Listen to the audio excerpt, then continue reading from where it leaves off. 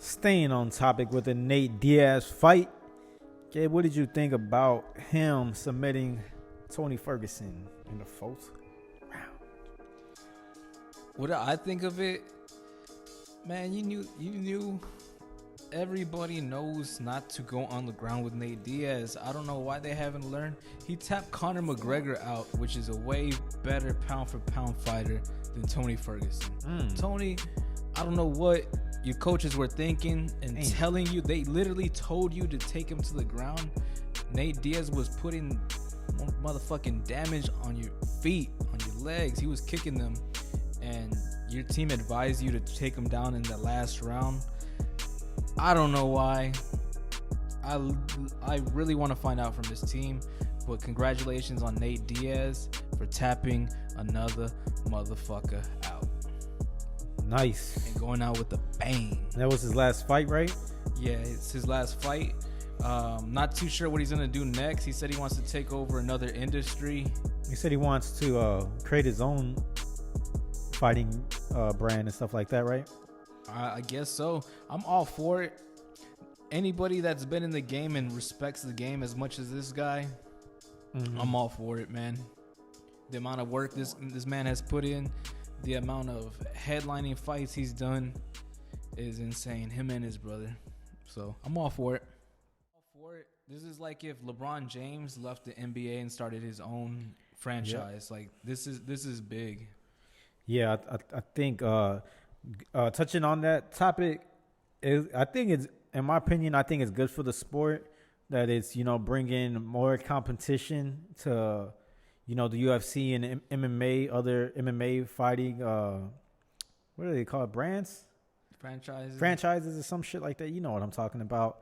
I think it's good for the sport. Same thing what you're saying on, LeBron James, if he were to go out there and create his other basketball organization, that's the name, organization. And me, I personally think it's good. It's only going to bring more competition and more fighters in front of, a lot of people's faces and to the masses, especially with the fan base that Nate Diaz has. A lot of his fans, are ride or die. So, I think they're going to move along with him and follow along his journey and whatever he's trying to do next.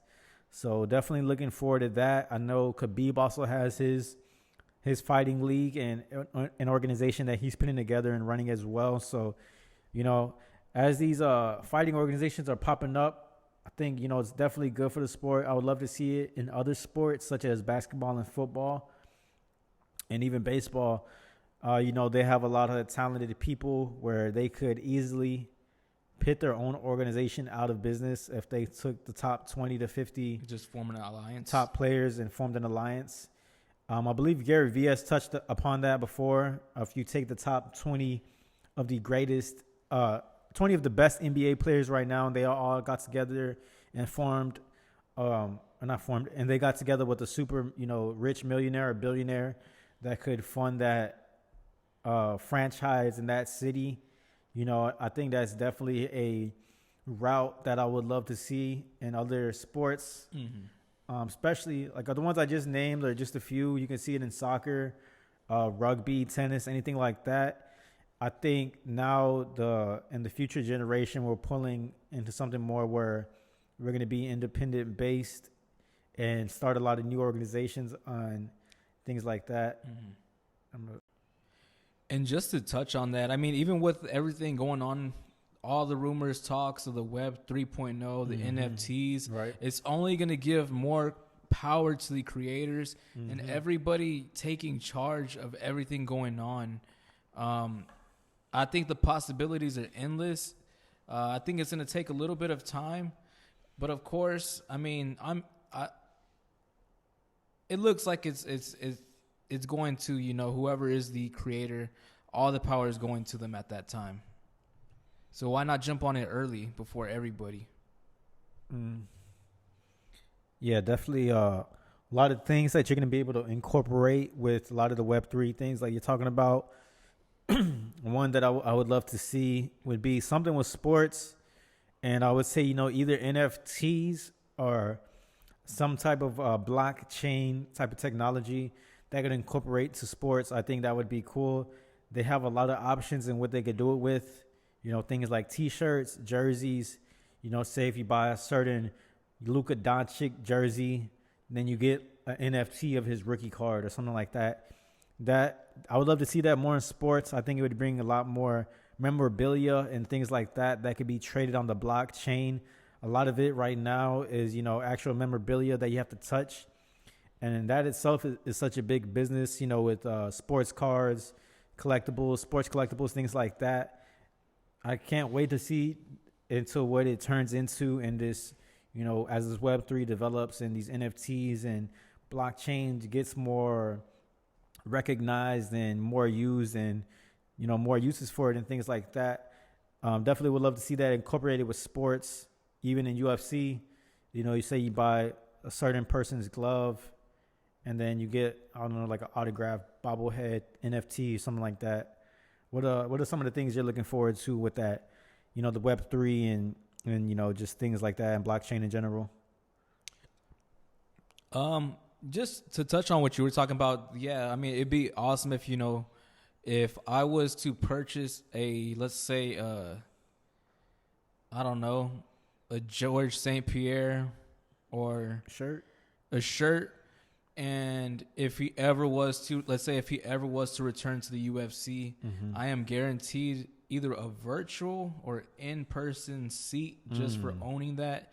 I think that would be awesome. Like, I don't know, let's say Kendrick Lamar's last tour, and I was able to have, if I bought, the, I don't know, let's say 137th album, if I streamed it and I was that lucky number and I was able to go, maybe go backstage in the metaverse and be with, the other winners or anybody else for that matter. Just little things like that. That would be awesome. Coming from a fan standpoint, that's nothing but amazing for the culture to be able to interact in, and not only that, have the funds go more to that creator than it is now through distributions. Yeah, that's very interesting, and I honestly think a lot of people are missing out on independently produced merchandise. I think a lot of these creators, not necessarily creators, but just athletes in general, they're, whatever type of merchandise they have is usually ordered and produced through another company or organization. Because, LeBron, he's going to have his Lakers jersey, but it's produced by the NBA and, produced by Nike. And he gets a very small percentage of that portion of the whole jersey sale. Out of $50 or $100, how much they cost, he maybe gets $1 to $2, maybe $5. LeBron's, he's a more known athlete, probably the best, one of the best basketball players. So maybe he gets more. But and let's be real, we're buying it for the last name on the back of that jersey and not the brand that made it. Yeah, it honestly depends. Some people do buy it for the Nike. Some buy it because they love that team so much. But a lot of these athletes are getting, skimmed and pennies on what they are actually selling. It's, the people love the player more than they love, the organization or sometimes even the team. Sometimes people only rock with organizations. Team LeBron. Yeah, because somebody. Team Brady. Yeah, it's because they switch to another team and things like that. So I would definitely love to see, some of these athletes be able to produce their own merchandise more and have more of a fan interaction, through NFTs and blockchain, things like that.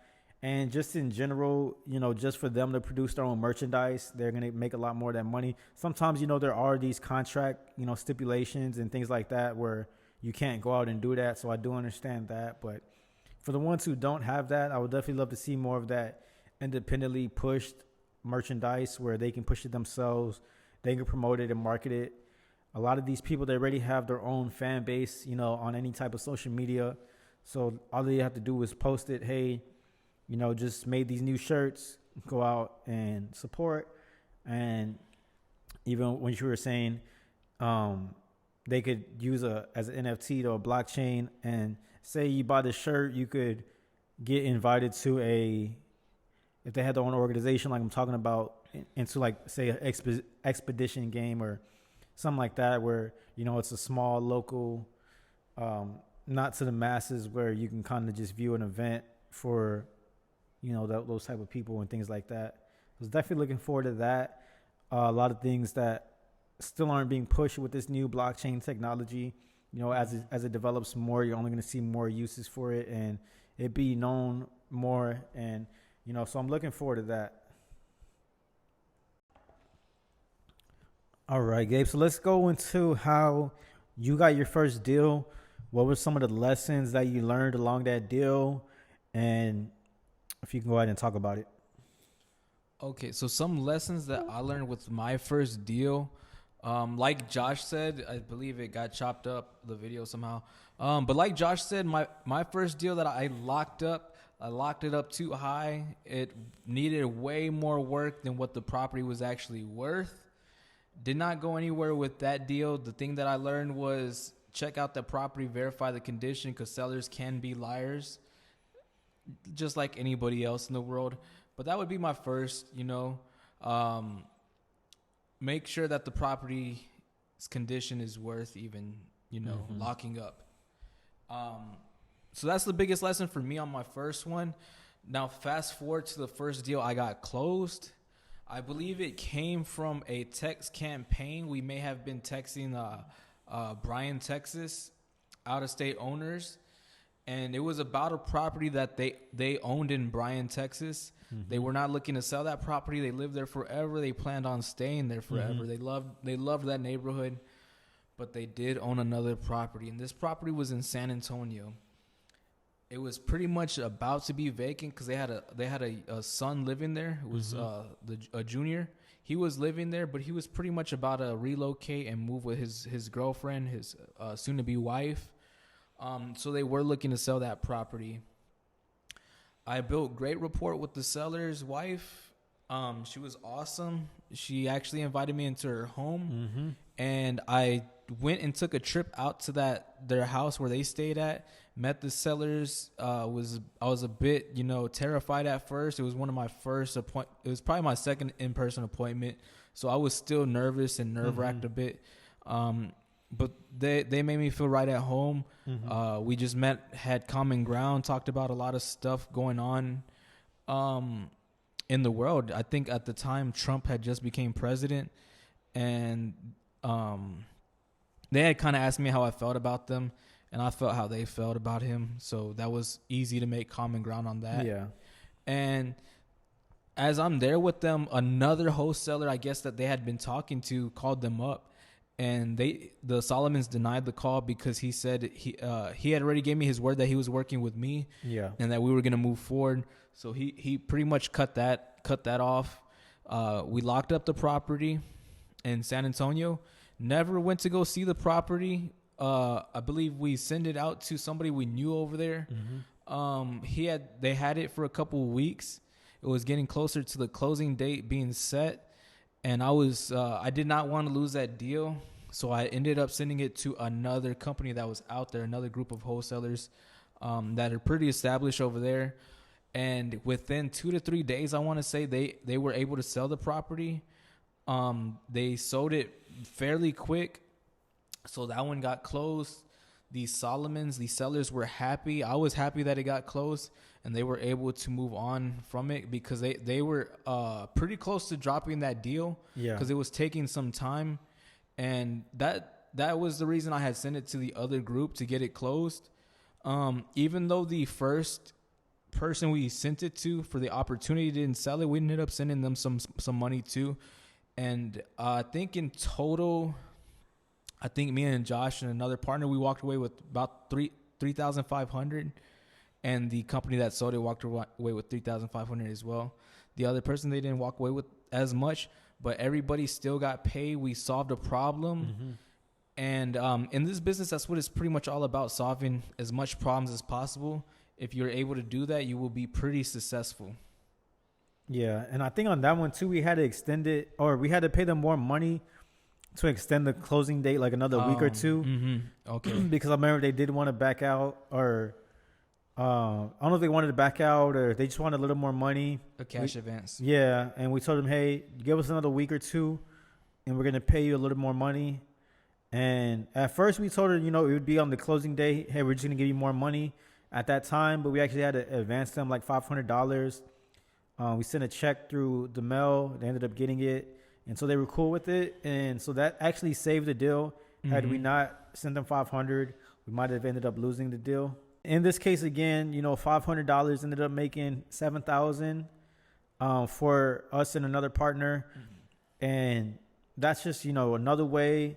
And if you're gonna lose a deal, sometimes you can extend the closing date. You may have to come out a little out of pocket, but if you're gonna make money on it and profit at the end of the day, it shouldn't be a big problem to go ahead and send the money, unless you don't have it. If you don't have it, ask your friends, ask your mama, ask your daddy, ask your uncle, somebody they're gonna have the money, that they're gonna help you out, and just let them know what you're trying to do and get accomplished. But yeah, that actually saved the deal. Was doing that. Okay, Joshua, can you break down your first wholesale deal? What is some things you went through, and what did you learn? What was your biggest lesson? All right, so my very first wholesale deal that I ended up doing, me and Gabe started in about July of 2020 by ourselves. Before that, prior, we were working for other acquisition companies.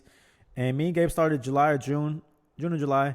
And, we locked up a few deals fairly quickly. Ended up locking them up a little too high on some of them. At the same as Gabe said, we had locked them up at 75, but we had to sell them at 75. Fast forward along a few months, we're still marketing, driving for dollars consistently throughout Houston, and texting, cold calling consistently every day. We were, doing text campaigns and doing a few hours of cold calling.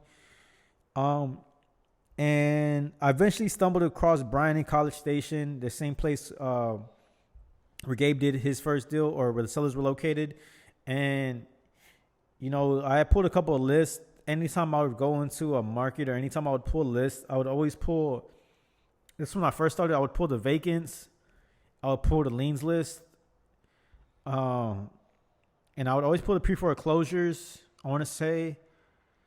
And out of state or out of county. At first, I really didn't know how to pull lists, so I was kind of just doing, what I thought people were going to be motivated to sell their property. And so I ended up pulling a lien list and set it up through a text campaign using Roar. That's ROOR. The good thing about Roar is, you can just front it with $500 and it'll stay in that account for you to send out messages. So that's what ended up happening. Ended up doing a text campaign for Brian in College Station, because it was about an hour to hour and a half outside of Houston. And it was a little smaller city. I figured, there's probably not as much people talking to these sellers, because Houston is a very, I want to say saturated, but a lot of people market in Houston and the greater city. A lot of people that don't even live here, market here trying to do deals. So Houston, they get a lot of activity. If you own a property in Houston, you've probably gotten a call or a text from somebody at least 500 times. That's just how it is over here.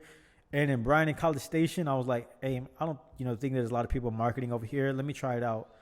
And put a liens list, like I said, send it through a text campaign. Had one person said they would take 125 for the property. I looked it up. I seen it was worth about 175. And then I sent them an offer range. This was all done through text. I didn't even call the seller until we already locked up the property and we're in the closing process. And she said 125. I said I would be around 85 to 95. And then I think she said 110. She dropped down a lot. And I was like, okay, I know I can get this one locked up. And I believe we ended up settling at like 98 or 100,000. I want to say it was probably exactly at 100,000. And one of the things that happened during that process, we sold it fairly quickly. Sold it to a buyer. He was going to close within the same, 3 to 4 weeks that we locked it up in. And then the seller had a tenant at the time living in the property, and they were on one of those programs where they're pretty much getting everything paid for them. It might have been like a drug program or something like that. And at the closing date, pretty much the seller, I think the buyer, he was like, I'm not going to close on it until until the tenants are all the way out. And I think he was pretty strict on that, because that was around the time where the mortgage moratorium or whatever it was, where people weren't paying the mortgages and people weren't paying the rent because the government was allowing it. this tenant thought they were going to do the same thing to this landlord and to this old lady, and that didn't up. We had to evict the tenant, and because the buyer was very clear on it, he wasn't going to take it over unless we had them evicted. So we had to do right by the buyer and seller, and go ahead and evict that tenant. I had to go all the way through the eviction process to get that one done, and we almost lost the deal at the day that the tenant was getting evicted, because when somebody's getting evicted, the day of eviction, the sheriff's going to go out to the property. This one had 2 sheriffs for some reason, and I think they always do. Yeah. Okay. So this one had 2 sheriffs, and we're there. It's me and Gabe and the seller and 2 sheriffs. The tenant's not there. I think they had already left like a few days before or the day before. So they were nowhere to be found. They already had left because we already evicted them. I went through the process. Mm-hmm. But the sheriffs, they were being like asses about something. They had asked us. The seller had just kind of mentioned that she had been in the property like the day before or the same day, and they were trying to be ass like, no, you can't do that. You can't go into the property until the tenant's all the way out. We're going to have to start this whole process over. And it already took like 6 weeks for the eviction process. And the sheriffs were like, we're going to start it over. And, the seller started tripping out because she's like, I just want this to be done. And we understand. We want the same thing. We want to get paid as well. And, cash a check. She wants to cash her check, get her money and leave. And she ended up going down to the courthouse that day and talking to the judge. Yeah. The judge had actually, I don't know if they had they had some type of relationship because they known each other. And I think maybe because she had to evict other people, and the judge had pretty much let it pass like, hey, I'm not going to really trip about that. I understand, you're evicting them and you had to go through that. I'm not going to, punish you and make you start this whole process over just because you walked in there like 5 minutes too early. And so that's what ended up happening. The landlord got cool with the judge and let it pass. So that's what we did on that first deal. There was a couple learning lessons in there. One is if there's a tenant, always make sure they have a for sure exit plan on getting out the property before a closing date. If they don't, it's going to hold up your deal. It's going to hold up your buyer's time, your time, the seller's time. And you could potentially lose the deal because of that if you don't have the tenant evicted out in time. So if you ever have, tenants in the property, always try to get them out, or you have to get them out before the closing date unless the buyer's cool with it. And yeah, I mean, you did right by the seller and the buyer on that property as well. Yeah. So, I mean, that's another lesson I would say on that one. Always do right. Always do what is right. Don't do anything that's shady. Yeah.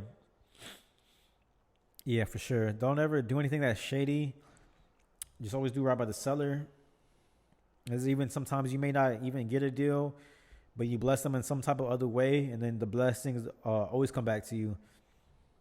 So sometimes, you're not able to buy their property, but, you could help them list it, or you could refer them to somebody else who maybe can help them out a little differently than you. Every situation is different. So it really just depends on what type of situation they're going through, but definitely a good piece of advice from Gabe.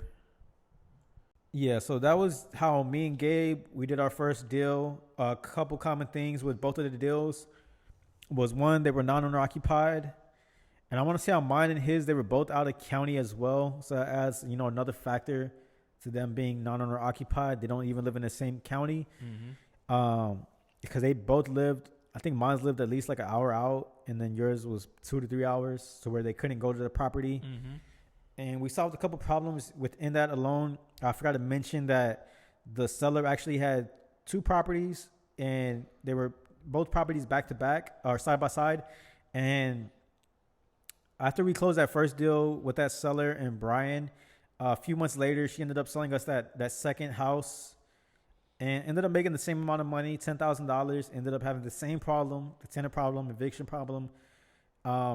So I ended up helping her out through that, just the eviction process. She was an older lady, a landlord. Same with Gabe's. Gabe's was they weren't, necessarily, they were just their kid living there. But the property wasn't in good enough condition to list it on the to list it on the market. So they were gonna have to do some type of repairs, more than likely to list it, or they were gonna have to fix it up and rent it out again. And both of those people, they were gonna have to find another tenant or have to list the property with a realtor. All right, y'all. So that was it for today's show. We went over a couple things. We went over, the Nate Diaz fight this weekend, what we thought about that, and how you're going to be able to incorporate all this blockchain technology. So we started off the show. After that, we talked about how I would start over again if I had, little to no money.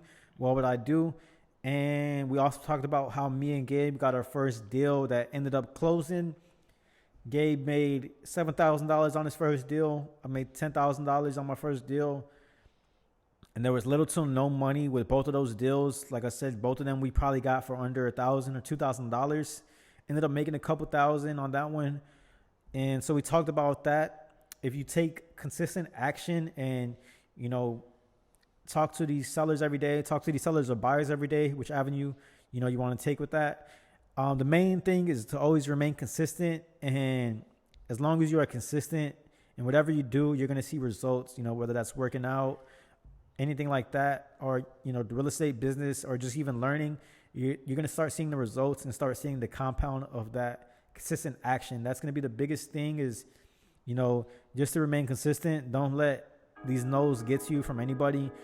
Any type of no's you get, they're going to bring you closer to your yeses. And you only need one yes to go ahead and change, your life, your financial trajectory of you and your generation and your legacies, everything like that. All it does is take one deal for you to have a complete mindset change. And one of the things that, happens when you do your first deal, you do get that mindset change. Whatever amount of money it is, you're going to look at that and you can see how long it was going to take you for you to get that amount of money doing whatever you were doing before. If you made $20,000 and on your first deal and you were working at McDonald's, you know that, hey, I just made $20,000. This is what I was going to make working a whole year. How many more of these can I do this year?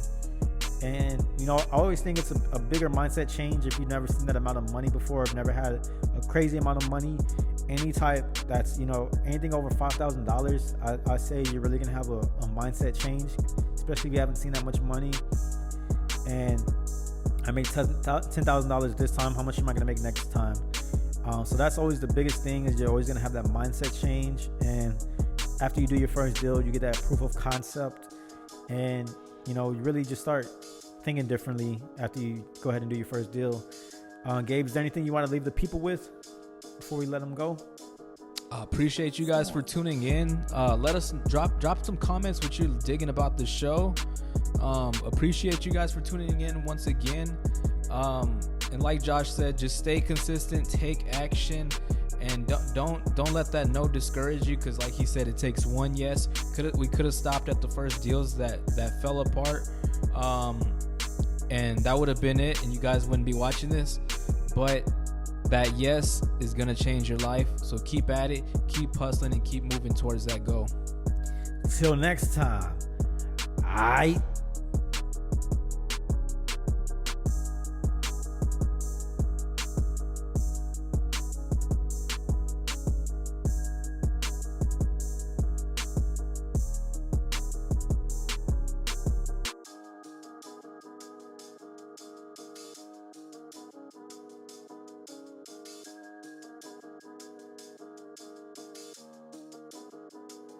Storm.